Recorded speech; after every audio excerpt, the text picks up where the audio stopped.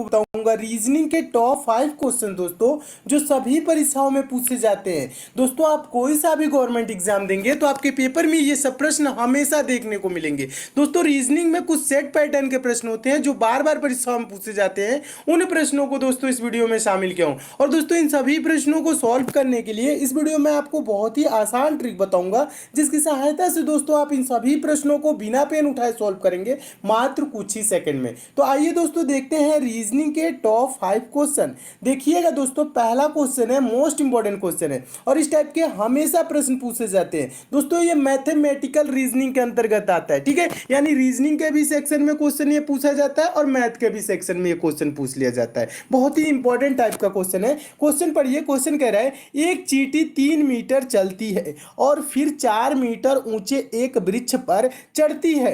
वह अपने, ठीक है, कह रहा है अपने मूल स्थान से वह कितनी दूरी पर है। इस पे दोस्तों दो टाइप के प्रश्न बनते हैं, ठीक है, पहला टाइप का और दूसरा टाइप का, ठीक है। तो पहला टाइप का कौन सा बनता है, ये वाला जो क्वेश्चन है इसको मैं सॉल्व करने की कोशिश कर रहा हूं और आप दोस्तों क्या करिएगा, समझने की कोशिश करिएगा, ठीक है। देखिए कह रहा है एक चींटी 3 मीटर चलती है। क्या होते हैं दोस्तों, एक चींटी 3 मीटर चलती है। यानी मान लेंगे दोस्तों चींटी इस पॉइंट से चल रही है, कितना मीटर चली है दोस्तों, 3 मीटर चली है, और फिर 4 मीटर ऊंचे वृक्ष पर चढ़ती है। ये वृक्ष मान लेंगे दोस्तों 4 मीटर का है। कितने मीटर का है, 4 मीटर ऊंचे वृक्ष पर चढ़ जाती है। और प्रश्न अब क्या पूछ रहा है, प्रश्न देखिए पूछ रहा है अपने मूल स्थान से वह कितनी दूरी पर है। मूल स्थान यानी कि ये वाला है, यहाँ पे जहां से चलना स्टार्ट की है, और यहाँ पे पूछ रही है वह कितनी दूरी पर है। तो ये दूरी कहने का मतलब ज्यादातर स्टूडेंट क्या करते हैं, जोड़ लेते हैं। 3 मीटर चली इधर, 4 मीटर चली इधर, 4 3 क्या हो गया दोस्तों 7, और 7 मीटर आंसर देखते हैं, तुरंत टिक कर देते हैं और आंसर गलत हो जाता है। ये ऐसा प्रश्न ये नहीं पूछ रहा है। प्रश्न अगर जो पूछता हुआ कुल कितनी दूरी चली, तब तो इसका आंसर हो जाता 7 मीटर। पहला टाइप का ये प्रश्न बनता है, वह कुल कितनी दूरी चली। इतना आसान तो पूछेगा नहीं पेपर में। ये क्या पूछता है दोस्तों, वह मूल स्थान से कितनी दूरी पर है। यानी कि ये वाला दूरी पूछ रहा है, ये वाला जो दूरी देखिए, जो मैं रेखा खींच रहा हूं ना, ये वाला दूरी पूछ रहा है, यहां से यहां तक की दूरी कितनी है, ये चीज पूछता है। तो दोस्तों जब ये पेड़ पे चढ़ी है तो यहां पे क्या हो गया दोस्तों, 90 डिग्री का एंगल बन गया है।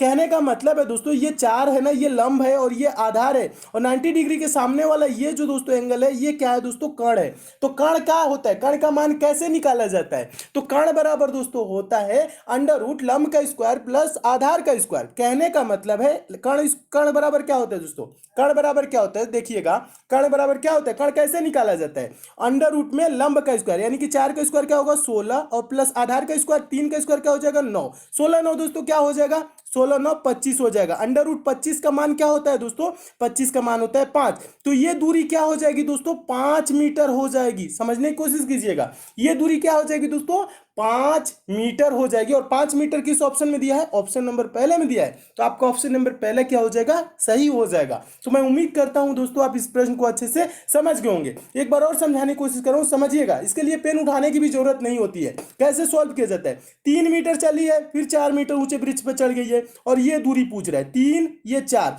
तो क्या करेंगे दोस्तों, 4 का स्क्वायर क्या होता है 16, 3 का स्क्वायर क्या होता है दोस्तों 9, 16 9 क्या होगा दोस्तों 25। इसको अंडर रूट में रख लेंगे, ठीक है। अंडर रूट 25 का वैल्यू क्या होता है दोस्तों 5, ठीक है। तो ये कर्ण इस ऐसे आ जाएगा, ये 5, यानी कि ये दूरी जो होगी दोस्तों यहां से यहां तक की, ये 5 मीटर होगी। यानी कि चींटी दोस्तों मूल स्थान से वो कितनी दूरी पे है, तो 5 मीटर की दूरी पे है, और 5 मीटर ऑप्शन नंबर ए में दिया, तो आपका ऑप्शन नंबर ए दोस्तों क्या हो जाएगा, सही हो जाएगा। और इस टाइप के दोस्तों हमेशा प्रश्न पूछे जाते हैं। तो मैं उम्मीद करता हूं दोस्तों इस प्रश्न को आप बहुत ही अच्छे तरीके से समझ गए होंगे। अगला क्वेश्चन देखिएगा, दूसरा क्वेश्चन है। दूसरा क्वेश्चन आपका सीरीज से है, यह भी इंपॉर्टेंट क्वेश्चन है, यह भी पूछा गया क्वेश्चन है। देखिए प्रश्न है, नीचे दी गई श्रृंखला में प्रश्न चिन्ह के स्थान पर कौन सी संख्या आएगी। प्रश्न चिन्ह है कहां, देखिए प्रश्न चिन्ह यहां श्रृंखला में दिया गया है और यहीं पे पूछ रहा है कि कौन सी संख्या आएगी। तो दोस्तों सीरीज से रिलेटेड कभी भी आपके पेपर में प्रश्न है तो आप क्या करेंगे, सीरीज को देखेंगे, सीरीज कैसे आगे चल रही है। तो जैसे दोस्तों ये सीरीज कैसे चल रही है देखिएगा, 3 है दोस्तों, 3 के बाद 5, 5 के बाद 6, 6 के बाद दोस्तों 12 हुआ, फिर 12, उसके बाद प्रश्न प्रश्नवाचक चिन्ह 24 26। यानी कहने का मतलब है अगर जो आप डिफरेंस देखें दोस्तों, यानी अंतर देखें तो 3 के बाद 5 हुआ 2, फिर 5 के बाद 6 1, 6 के बाद दोस्तों 12 हुआ 6, 12 के बाद दोस्तों 12 है यानी कि 0, फिर उसके बाद प्रश्नवाचक चिन्ह, उसके बाद से दोस्तों 24 है 26 है यानी कि 2 इधर। ठीक है, यानी ये यहाँ पे आपको कुछ नजर नहीं आ रहा होगा इस टाइप से कि ये सीरीज कैसे आगे बढ़ रही है या घट रही है, कुछ भी इस यहाँ पे आपको समझ में नहीं आएगा। यहाँ पे देखेंगे दोस्तों 2 1 6 0 ऐसे कोई कुछ भी नहीं समझ में आ रहा है। जब इस टाइप से आपके सीरीज सामने आ जाए और दिखे कुछ भी जब समझ में ना आए, तब क्या किया जाता है दोस्तों, देखिएगा तब किया जाता है हम एक एक संख्या को छोड़ के सीरीज को सॉल्व करते हैं। कहने का मतलब है 3 के बाद दोस्तों हम 5 छोड़ देंगे 6, ठीक है, 6 के बाद दोस्तों 12 छोड़ देंगे, ये वाला 12 लेंगे, फिर 12 के बाद दोस्तों ये प्रश्नवाचक चिन्ह छोड़ के 24। ठीक है, यानी कहने का मतलब है देखिए क्या हुआ, 3 दूना के 6, 6 दूना के 12, 12 दूना के 24, यानी क्या हो रहा है, मल्टीप्लाई 2 हो रहा है, यानी कि 2 गुना हो रहा है। 3 दूना के 6, 6 दूना के 12, 12 दूना के 24। ठीक है, अब देखिए अब क्या करेंगे, दूसरा है जो बचा है बीच वाला, उसे हम लेके चलेंगे। कहने का मतलब है 5 के बाद दोस्तों 12 हुआ, यानी क्या हुआ है दोस्तों, 5 के बाद 12 यानी कि यहाँ पे मल्टीप्लाई नहीं हो रहा है, जुड़ा है। कितना जुड़ा है दोस्तों, 5 में 7 जोड़ेंगे तो 12 हो जाएगा, यानी 7 जुड़ा है। 12 के बाद दोस्तों क्या होगा, इसमें भी 7 अगर जो जोड़ दे तो यहाँ पे दोस्तों क्या हो जाएगा, 19 हो जाएगा, और 19 के बाद दोस्तों 7 जोड़ दे तो क्या हो जाएगा दोस्तों, 26 हो जाएगा, और 26 यहाँ पे दिया हुआ है, तो यहाँ पे प्रश्नवाचक चिन्ह पे भरी जाने वाली संख्या क्या हो जाएगी, 19 हो जाएगा। और 19 किस ऑप्शन में दिया है, तो ऑप्शन नंबर पहले में दिया है, तो आपका ऑप्शन नंबर पहले दोस्तों क्या हो जाएगा, सही हो जाएगा। तो इस टाइप से सीरीज आपको एकदम अच्छे से समझ में आ गई होगी, और ये सीरीज कैसे चली है पूरा आपको क्लियर हो गया होगा। तो मैं उम्मीद करता हूं दोस्तों आप इस प्रश्न को बहुत ही अच्छे तरीके से समझ गए होंगे। क्या किया जाता है दोस्तों, जब सीरीज ना समझ में आए तो